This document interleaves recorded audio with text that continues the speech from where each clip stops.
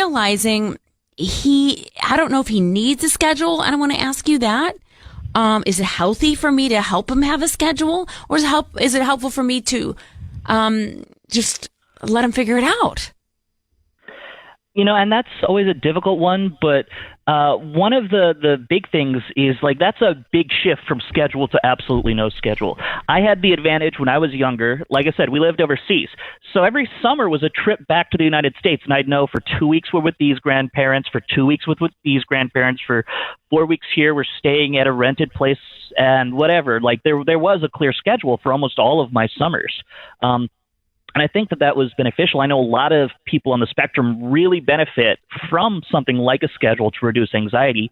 The obvious goal is to build that flexibility where you don't necessarily need the schedule, but it's sort of a small steps thing. I tell people, rather than trying to push them into areas where they're uncomfortable, work on ideas for building their confidence, where, a lot of us on the spectrum, we have these really intense interests, whether it be, video games or washing machines or model trains or whatever, is give us a chance to lead in those areas where we already have some confidence. Because, like you said, he was having anxiety attacks and things like that.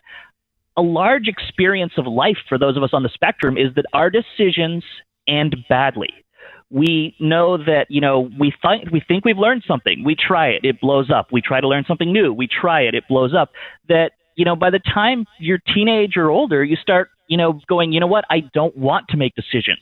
The only decision I can safely make is hide and don't do anything. So when someone pushes us to make decisions, it can be immensely uncomfortable. And so the idea there is, give them the chance to lead when they want to lead, at least long enough to build up that confidence that they can make decisions that have positive outcomes. Because until things can go right, you don't want to try.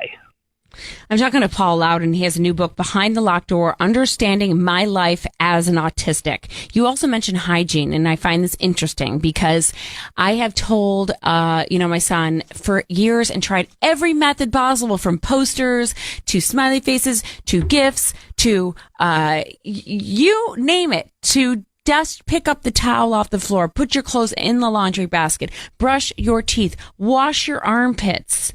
I mean, I can't tell you how many times I've said it over the past few years. And I don't get frustrated with him because I know his brain works differently than mine.